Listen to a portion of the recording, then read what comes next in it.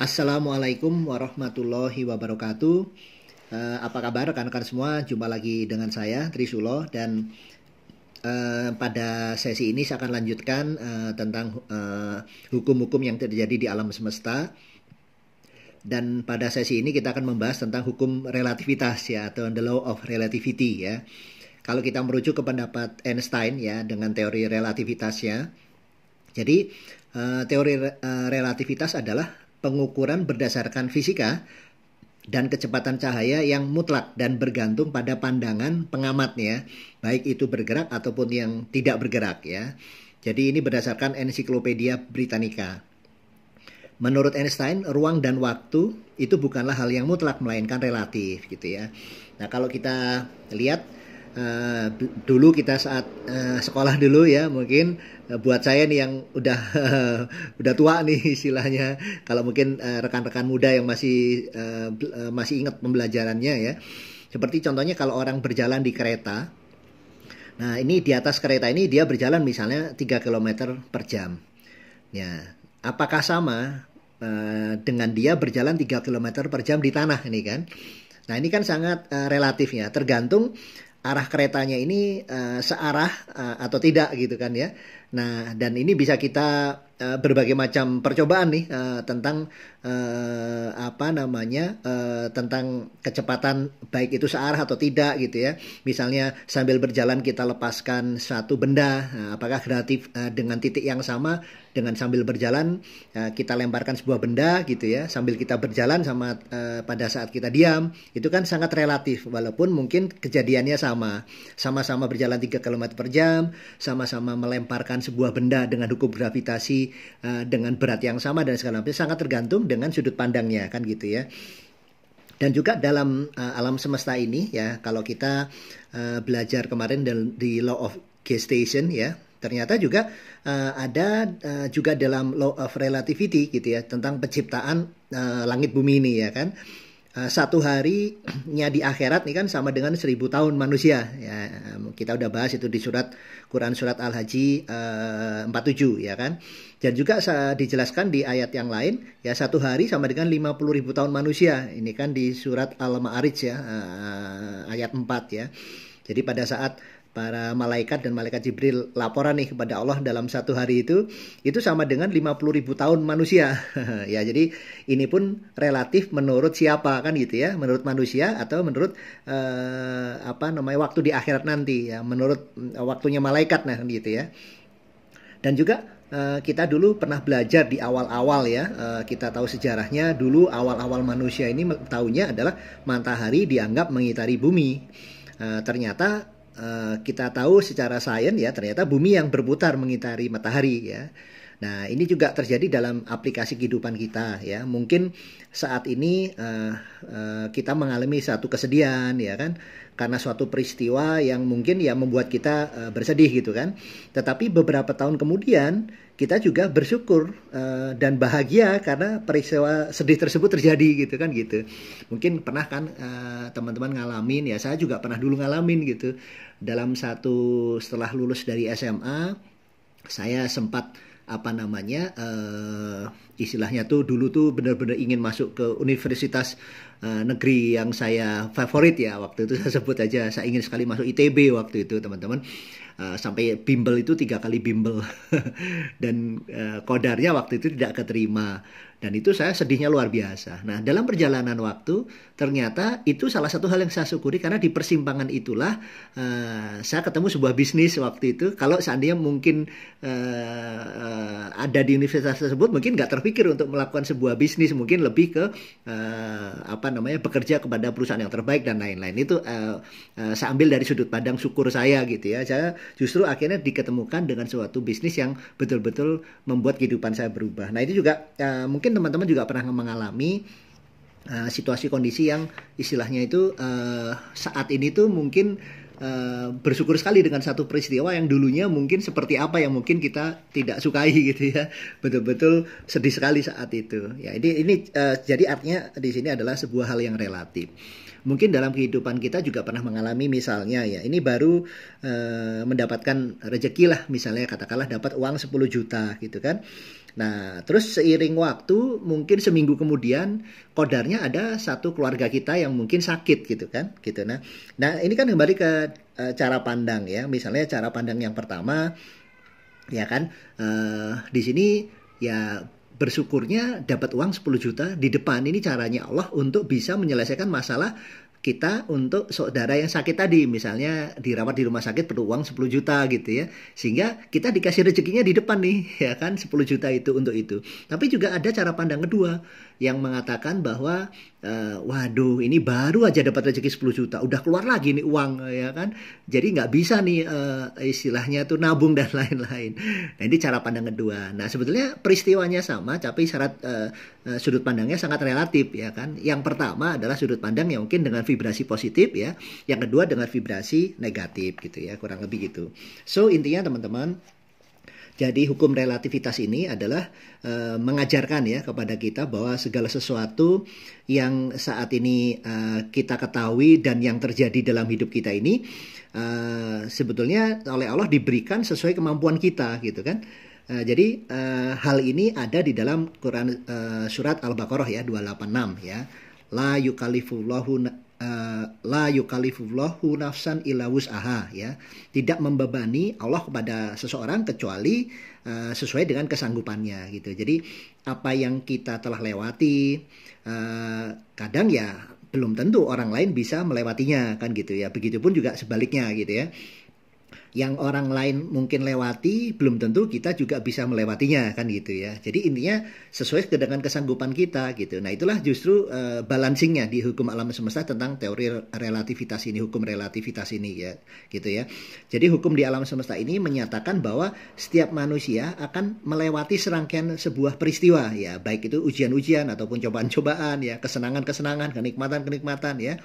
Nah itu untuk menguatkan mereka dan membuat mereka untuk naik kelas ya, selama semua hal yang peristiwa itu kita sikapi dengan suatu hal yang positif ya gitu ya.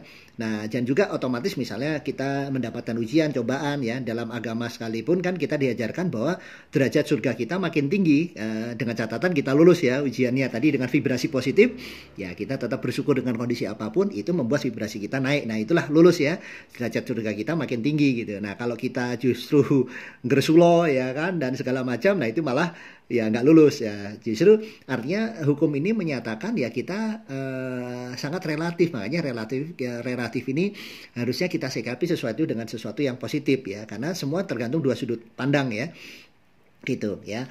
Jadi tergantung jadi hukum ini menyatakan bahwa segala sesuatu itu memang relatif, itu tergantung kita menghubungkan atau membandingkan dengan situasinya seperti apa kan gitu. Misalnya nih misalnya nih teman-teman, kita kaya atau tidak nih kan. Nah tergantung bandingannya dengan siapa gitu ya. Ini misal kita membandingkan dengan seseorang yang punya penghasilan 700.000 per bulan. Misal kalau kita mendapatkan penghasilan mungkin 5 juta per bulan, maka kita boleh bilang kita nih kaya kan. Karena pembandingnya adalah orang yang punya penghasilan 700.000 per bulan dan kita 5 juta per bulan misalnya seperti itu. Tapi kalau kita bandingkan dengan misalnya Bill Gates atau Mark Zuckerberg, Elon Musk ya kita ini miskin banget dibanding mereka gitu kan. Karena 5 juta per bulan dibanding penghasilannya mereka ya nggak ada seujung kukunya gitu istilahnya. Jadi tergantung pembandingnya. Jadi kita akan pahami suatu kejadian sampai kita hubungkan dengan sesuatu kejadian yang lain ya, itu baru kita paham gitu ya. Jadi kadang dalam sebuah sesuatu kita menyikapinya tergantung kita padankan dengan apa nih ya, kita bandingkan dengan apa. Nah baru kita akan pahami itu gitu kan. Seperti tadi saya cerita, kita akan merasa bersyukur setelah dalam rangkaian peristiwa itu kita bandingkan dengan kehidupan kita, malah dengan peristiwa sedih tadi malah kita mendapatkan trigger untuk sesuatu yang lebih baik misalnya. Dan mungkin saya rasa teman-teman dalam bidang apapun ngalamin ya hal-hal seperti itu. Misalnya kelihatannya seperti kita ada kawan yang dulu rumahnya sampai kebakaran habis, ternyata itu titik tolak hidup keluarganya berubah gitu kan, dan segala macam. Nah itu jadi kembali lagi kita hubungkan dengan peristiwa apa gitu ya. Nah misalnya juga kita misalnya saya pria nih, saya ganteng nggak ya, atau mungkin wanita saya cantik nggak ya. Nah, tergantung dibandingkan dengan siapa gitu ya. Nah, ini di layar ada nih sebuah cerita tentang Putri Kajar ya. Ini di era Persia kuno di abad 19, berarti kalau abad 19 kan di tahun 1800-an ya. Jadi Putri Hajar ini memiliki istilahnya kumis atau bulu-bulu halus ya di wajahnya, juga alis yang lebat ya, mungkin bisa dilihat di gambar ya, sambil ini di googling ya. Nah, ini dulu adalah simbol kecantikan sejati ya di era itu gitu ya. Bahkan konon ada yang sampai lamaran ditolak harus bunuh diri gitu kan. Nah, ini mungkin kalau sekarang ukurannya hari ini ya mungkin seperti Putri Kajar ini biasa sekali kan gitu ya, karena relatifnya beda ini gitu kan. Dulu di zaman dulu pakai bajunya seperti itu dianggap sebagai suatu hal yang istilahnya apa ya, keluarga kerajaan gitu kan, yang tapi sekarang ya malah menyiksa diri gitu kan, yang sampai ada cerita yang perutnya kecil itu akhirnya malah bikin penyakit gitu kan. Nah, dulu zaman itu wah orang pengen sekali seperti itu dan seterusnya ya teman-teman. Jadi kembali lagi, misalnya saya ganteng atau enggak ya, mungkin kalau menurut istri saya ganteng banget.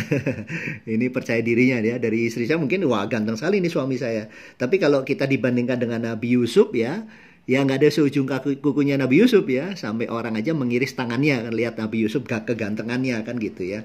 Nah, jadi hukum relativitas ini mengajarkan kepada kita supaya menghubungkan peristiwa yang kita alami dengan yang misalnya yang lebih jelek, lebih buruk, atau sesuatu yang di bawah kita. Ini justru tujuannya adalah, hukum relativitas ini adalah tujuannya supaya kita belajar dari hukum ini untuk kita bisa bersyukur nih teman-teman ya. Jadi dengan mengetahui itu, karena relatif tadi kita udah paham relatif, justru mengajarkan kalau terjadi sesuatu yang tidak kita ya istilahnya suatu kejadian, suatu takdir yang kita anggap sepertinya buruk gitu kan. Karena kembali lagi itu semua relatif gitu. Makanya tetap dengan kondisi apapun mengajarkan kepada kita untuk kita terus tetap bersyukur ya. Kalau bahasa dulu guru saya mengajarkan untuk mencari jalannya syukur nih kan. Dengan kondisi apapun ya kita tetap bersyukur, karena begitu kita melihat sesuatu yang di bawah kita, ya kita di situ bersyukur. Nah, itu gitu ya. Nah, karena banyak sekali misalnya kegalauan, kekhawatiran, ya kan, ketakutan, kegelisahan, rasa minder. Ini karena kita selalu hidup kita ini kita banding-bandingkan dengan sesuatu yang lebih bagus gitu ya. Sesuatu yang kita bandingkan selalu yang di atas kita gitu, yang lebih segalanya dibanding kita, dan kita kadang selalu melihat apa yang tidak kita miliki. Padahal banyak hal yang sudah kita miliki yang kita bisa syukuri kan gitu ya. Tapi kadang kita selalu melihatnya di luar diri kita, selalu yang lebih-lebih dibanding kita gitu ya. Jadi memang ini juga tergantung dari sudut pandang, misalnya termasuk bahagia gitu ya teman-teman. Bahagia kan juga relatif masing-masing orang melihat kebahagiaan itu gitu ya. Nah, ini juga saya membaca tentang sebuah penelitian di Universitas Princeton di Amerika Serikat ya. Ternyata ukuran kebahagiaan itu bisa dibeli gitu ya, dengan nilai 75.000 US dollar per tahun. Jadi mungkin kalau di Indonesia mungkin 1,4 miliar per tahun ya. Jadi itu ukuran titik kebahagiaan gitu. Menurut penelitian tersebut gitu kan. Atau juga saya pernah membaca penelitian bahwa orang itu memiliki rasa bahagia memiliki itu selama 9 bulan. Ya misalnya gini, teman-teman punya mobil, punya rumah yang baru dibeli gitu ya. Wah, beli sepeda, mungkin motor gitu yang seneng banget kita. Itu rasa bahagia itu biasanya berproses waktu itu 9 bulan yang benar-benar gitu. Setelah itu ya motornya mungkin kalau dulu awalnya dicuci banget itu, dibersihkan ya, mobil juga, tapi setelah itu ya kotor ya udah biarin lah gitu. Rumah seneng-senengnya wah luar biasa, tapi setelah itu ya mungkin kotor apa segala macam ya mungkin nggak terlalu diurusin lagi gitu kan. Gitu ya. Jadi ini salah satu patokan juga gitu kan, dari sisi merasa memiliki bahagia itu hanya 9 bulan, punya baju ya wah senang sekali, hampir tiap kalau keluar dipakai terus 9 bulan kemudian ya biasa gitu kan. Gitu ya. Jadi sebetulnya hukum ini juga terhubung dengan law of attraction ya, jadi hukum tarik menarik dan juga hukum vibrasi gitu ya. Misalnya kalau kita merasa kurang, ya otomatis kita akan menarik kekurangan gitu. Jadi kalau tadi ya kita nggak bersyukur gitu ya, kita merasa kurang gitu ya, membandingkan tadi kita merasa kurang, maka sebetulnya dalam rasa di dalam diri kita ini, nah karena hukum law of attraction nanti kita akan bahas di sesi yang lain, itu alam semesta ini hanya mengerti apakah vibrasinya positif atau negatif gitu aja. Dia tuh netral gitu ya. Kalau rasa kita kekurangan, maka vibrasi kekurangan lah yang akan ditarik gitu ya. Tapi kalau kita merasa bersyukur dengan apa yang sudah kita miliki, maka vibrasinya positif ya. Ini akan justru akan menarik lebih banyak lagi kelimpahan. Jadi dari hukum relativitas ini diajarkan kita justru dengan kondisi apapun kita tahu karena semua relatif ya kita sikapi dengan bersyukur gitu. Karena otomatis dengan bersyukur kita akan menarik lebih banyak lagi kelimpahan ya. Di dalam Quran surat Ibrahim juga Ibrahim 7 ya disebutkan juga di sana la in syakartum la azidanakum wa la in kafartum inna adzabi lasadid ya. Jadi jika kita ini bersyukur maka Allah akan terus nambah gitu. Nah, justru akan ditambah kelimpahannya. Tapi jika kita kufur, ya kita nggak bersyukur di sana, maka siksaku akan berat. Jadi sebetulnya manusia sendiri yang cari masalah gitu. Justru sudah dijelaskan bahwa kita ini kalau kita bersyukur maka kita akan ditambah terus ya, maka kelimpahan terus yang kita dapat. Tapi kalau kita kufur ya, otomatis akan kita sendiri yang nggak happy, nggak bahagia. Kita memilih sendiri untuk khawatir, ya takut dan segala macam ya. Jadi dalam hal ini kalaupun kita melihat orang di atas kita ya artinya dalam beberapa hal yang kita anggap di atas kita misalnya kesuksesannya gitu ya, hendaknya kita bukan membandingkan ya, artinya membandingkan di sini apalagi sampai iri dan dengki. Ini kalau kita belajar di hukum vibrasinya jadinya kan negatif gitu kan, jadi malah kekurangan bukan kelimpahan tapi negatif karena kita ngerasa kurang dibanding dia. Iri dengki itu rasa kekurangan ya. Nah supaya justru kita tahu bahwa misalnya ada seseorang yang lebih sukses dibanding kita, bagaimana caranya supaya vibrasinya tetap positif? Justru kan kita harus belajar nih ya, belajar bagaimana dia bisa sukses seperti itu misalnya. Bagaimana saya juga bisa seperti dia suksesnya, misalnya belajar dari hal-hal buku apa yang dia baca ya misalnya kan, atau mungkin ilmu-ilmu apa yang dia bisa saya terapkan ya supaya saya bisa sukses ya. Cara berpikir orang tersebut bisa sukses bagaimana ya. Kok kayaknya kalau kerja keras, saya juga kerja keras, tapi kerja pintar apa yang dia lakukan ya sehingga dia bisa sukses dan lain-lain. Nah itulah gambaran teman-teman sebuah hukum relativitas. Jadi semua di dunia ini sangat relatif tergantung sudut pandangnya kan gitu ya. Nah karena itulah justru kita belajar untuk segala sesuatu yang kita lewati dari semua rangkaian peristiwa ini kita syukuri apa yang terutama yang sudah kita miliki. Terkadang kita lupa bersyukur apa yang sudah kita miliki, tapi kita lebih memilih untuk mencari sesuatu yang belum kita miliki. Nah itulah yang membuat kita tidak bahagia, membuat kita merasa sedih, merasa takut, karena ini ketakutan-ketakutan yang nggak kita miliki gitu. Padahal banyak sekali yang kita bersyukur dari hal-hal yang sudah kita miliki gitu kan. Nah itulah teman-teman, dari sini kita bisa belajar untuk betul-betul mencari jalannya syukur ya gitu ya. Nanti kita di sesi lain kita akan belajar tentang bagaimana kita praktek-praktek kita dalam bersyukur ya. Misalnya membuat jurnal syukur ya, sebelum tidur kita ingat-ingat apa saja yang kita syukuri hari itu. Tiap hari kita konsisten belajar ya. Karena syukur ini mudah diucapkan, tapi pada prakteknya tidak semua orang betul-betul merasakan rasa syukur gitu. Jadi diucapkan lisannya gampang, tetapi untuk bersyukur itu gimana sih? Nah ini kita akan bahas di sesi-sesi yang akan datang. Baik, teman-teman, terima kasih telah mendengarkan ya. Semoga bermanfaat dan tetap semangat. Wassalamualaikum warahmatullahi wabarakatuh. Sampai jumpa di sesi yang lain.